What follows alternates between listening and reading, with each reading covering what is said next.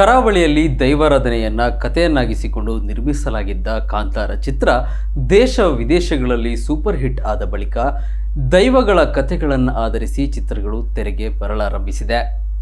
ಅದರಲ್ಲೂ ಕರಾವಳಿಯಲ್ಲಿ ಆಚರಣೆಯಲ್ಲಿರುವ ಸಂಸ್ಕೃತಿ ಸಂಪ್ರದಾಯಗಳನ್ನು ಚಿತ್ರದಲ್ಲಿ ಅಳವಡಿಸಿಕೊಂಡಿರುವ ಮೂಲಕ ಚಿತ್ರವು ಯಶಸ್ವಿಯಾದ ಹಲವು ಉದಾಹರಣೆಗಳಿದ್ದಾವೆ.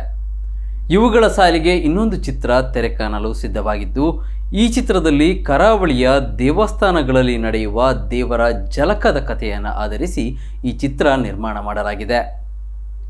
PNR ಪ್ರೊಡಕ್ಷನ್ ಬ್ಯಾನರ್ ಅಡಿಯಲ್ಲಿ ನಿರ್ಮಾಣಗೊಂಡಿರುವ ಈ ಚಿತ್ರವನ್ನು ಪುಷ್ಪರಾಜ್ ರೈ ಮಾಲಾರ್ ನಿರ್ದೇಶಿಸಿದ್ದು, ಕನ್ನಡ ಚಿತ್ರರಂಗದ ಕಲಾವಿದರು ಹಾಗೂ ಹೊಸ ಮುಖಗಳನ್ನು ಸೇರಿಸಿಕೊಂಡು ಈ ಚಿತ್ರ ನಿರ್ಮಿಸಲಾಗಿದೆ.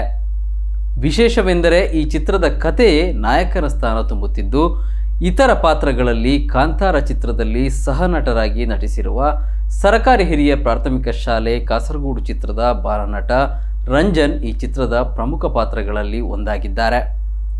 ಕರಾವಳಿಯ ಬಹುತೇಕ ಎಲ್ಲ ದೇವಸ್ಥಾನಗಳಲ್ಲಿ ವಾರ್ಷಿಕ ಜಾತ್ರೋತ್ಸವ ನಡೆದ ಬಳಿಕ ದೇವರಿಗೆ ಬಲಿಸೇವೆ ನಡೆಯುತ್ತದೆ.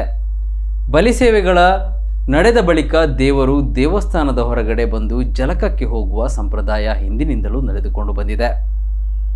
ಸರ್, ಕಾನ್ಸೆಪ್ಟ್ ಬಂದಿದ್ದು ಆರಾಟ ಅಂದರೆ ದೇವರ ಬಲಿ ಉತ್ಸವ ಹೋಗೋದು, ಆರಾಟ ಜಲಕಕ್ಕೆ ಹೋಗ್ತದಲ್ಲ ಅದಕ್ಕೆ ಆರಾಟ ಅಂತ ಹೇಳೋದು. ಅದು ದೇವರು ಹೋಗೋ ಅದಕ್ಕೆ ದೇಹಕ್ಕಲ್ಲ ಮನಸ್ಸಿಗೆ ಅಂತ ಸಬ್ಟೈಟ್ಲು. ದೇಹಕ್ಕಲ್ಲ ಅಂದರೆ ಮನಸ್ಸು ಶುದ್ಧ ಇರಬೇಕು. ನಾವು ದೇಹಕ್ಕೆ ಸ್ನಾನ ಯಾವತ್ತೂ ಮಾಡ್ತೇವೆ, ಆದರೆ ಮನಸ್ಸನ್ನು ಶುದ್ಧ ಇಡುವುದಿಲ್ಲ. ನಮ್ಮ ಕಾನ್ಸೆಪ್ಟ್ ಅದನ್ನು ಬೇಸಾಗಿ ಇಟ್ಕೊಂಡು ಮಾಡಿದಂಥ ಸಿನಿಮಾ ಇಲ್ಲಿ ಬರುತ್ತೆ. ಎಲ್ಲ ಪಾತ್ರಗಳಲ್ಲಿ 2 ಪಾತ್ರ ಸೃಷ್ಟಿ ಮಾಡಿದ್ದು ನಾನು, ಮತ್ತು ಉಳಿದ ಪಾತ್ರಗಳೆಲ್ಲ ನಿಮಿತ್ತ ಮಾತ್ರ.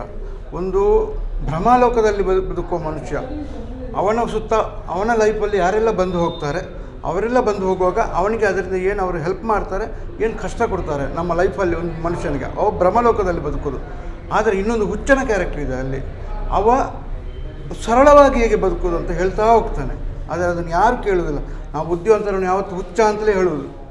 ಆ ಥರ 2 ಕ್ಯಾರೆಕ್ಟರ್ಗಳ ಮಧ್ಯೆ ಫುಲ್ಲು ಸಿನಿಮಾ ಹೋಗುತ್ತೆ.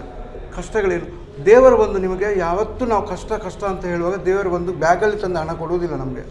ದೇವರು ಯಾವಾಗ ನಮ್ಮ ಮರ್ಯಾದೆ ಹೋಗುತ್ತೆ, ನಮಗೆ ಎಲ್ಲಿ ಅಗತ್ಯ ಇದೆ ಆ ಕಷ್ಟ ಕಾಲದಿಂದ ದೇವರು ನಮ್ಮನ್ನು ಹೇಗೆ ಸಂರಕ್ಷಿಸುತ್ತಾನೆ. ಒಂದು ಊರಲ್ಲಿ ಒಂದು ದೇವಸ್ಥಾನ ಇದ್ದರೆ ದೈವಗಳನ್ನು ಯಾವ ರೀತಿ ನಾವು ತೋರಿಸಿದ್ದೇವೆ, ಅದೇ ಥರ ತುಳುನಾಡಲ್ಲಿ ದೇವರನ್ನು ಪೂಜಿಸುವ ಒಂದು ವರ್ಗ ಇದೆ ಅಲ್ವಾ. ಆ ದೇವರು ನಮಗೆ ಯಾವ ರೀತಿ ಸಹಾಯ ಮಾಡ್ತಾನೆ, ನಮ್ಮ ಕಷ್ಟಕ್ಕೆ ಹೇಗೆ ಸ್ಪಂದಿಸ್ತಾನೆ. ಒಂದು ಊರಲ್ಲಿ ಒಂದು ದೇವಸ್ಥಾನ ಯಾಕೆ ಮುಖ್ಯ, ಒಂದು ಘಟನೆ ನಿಜವಾಗಿತ್ತು.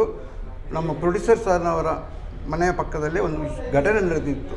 ಆ ಘಟನೆ ನನಗೆ ಹೇಳಿದರು, ಅದನ್ನು ಸ್ವಲ್ಪ ದೊಡ್ಡದಾಗಿ ಮಾಡಿ ಅಂತ ಸ್ವಲ್ಪ ಇಂಟೆಲೆಕ್ಚುವಲ್ ಸ್ಟೋರಿಗಳನ್ನು ಇಟ್ಟು ಮಾಡಿದಂಥ ಸಿನಿಮಾ.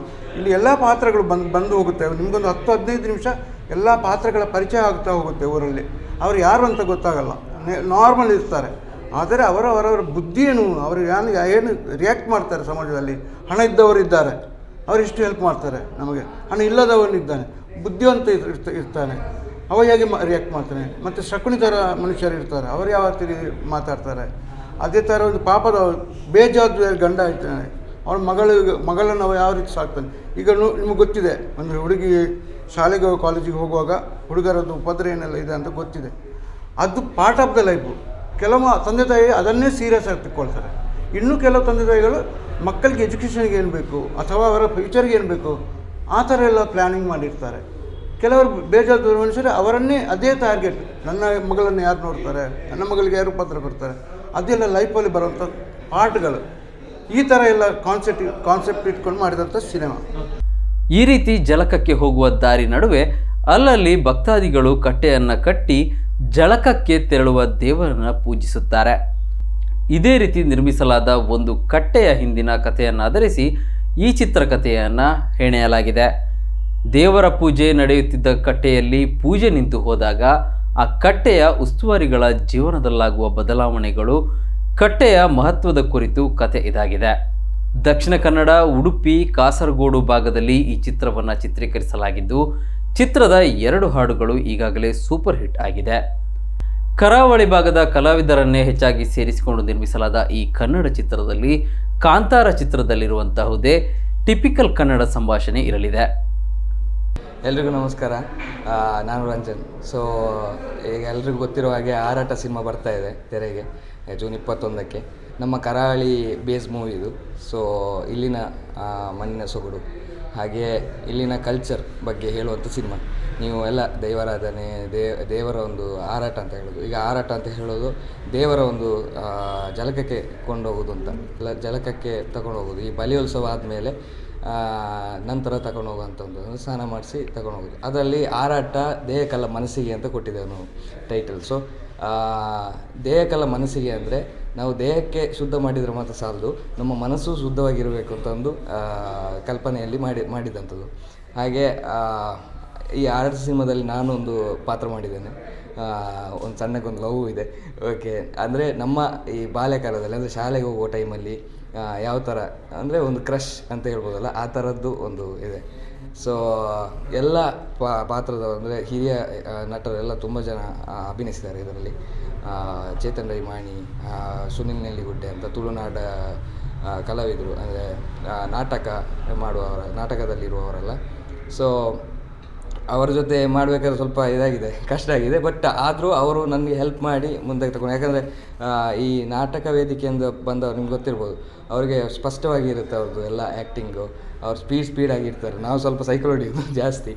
ಸೊ ಅವರ ಜೊತೆಗೆ ಆ್ಯಕ್ಟ್ ಮಾಡಿ ತುಂಬ ಖುಷಿಯಾಗಿದೆ. ರವಿ ರಾಮಕುಂಜೆ ಮತ್ತು ಉತ್ಸವ್ ಮಾವಂಜೂರು, ಹಾಗೆ ಚೇತನ್ ರೈ ಮಾಣಿ ಅವರ ಮಗಳು ವೆನ್ಯ ರೈ, ಅವಳು ಕೋ ಆ್ಯಕ್ಟ್ರೆಸ್ ಆಗಿ ನನ್ನ ಜೊತೆ ಆ್ಯಕ್ಟ್ ಮಾಡಿದ್ದಾಳೆ. ಸೊ ಎಲ್ಲರೂ ಜೂನ್ 21ಕ್ಕೆ ನಮ್ಮ ಸಿನಿಮಾನ ಥಿಯೇಟ್ರಲ್ಲಿ ನೋಡಿ ಅಂತ ಕೇಳ್ಕೊಳ್ತಾ ಇದ್ದೀನಿ. Thank you. ಹಾಸ್ಯ, ಥ್ರಿಲ್ಲರ್ ಜೊತೆಗೆ ಸಂಪೂರ್ಣ ಫ್ಯಾಮಿಲಿ ಎಂಟರ್ಟೈನ್ಮೆಂಟ್ ನೀಡುವ ಈ ಚಿತ್ರ ಪ್ರೇಕ್ಷಕರನ್ನು ಯಾವ ರೀತಿಯಲ್ಲಿ ಆಕರ್ಷಿಸಲಿದೆ ಎನ್ನುವುದನ್ನು ಕಾದು ನೋಡಬೇಕಿದೆ. ಈ ಚಿತ್ರ ಕರಾವಳಿ ಜಿಲ್ಲೆಯಾದ್ಯಂತ ಜೂನ್ 21ರಿಂದ ತೆರೆ ಕಾಣಲಿದೆ.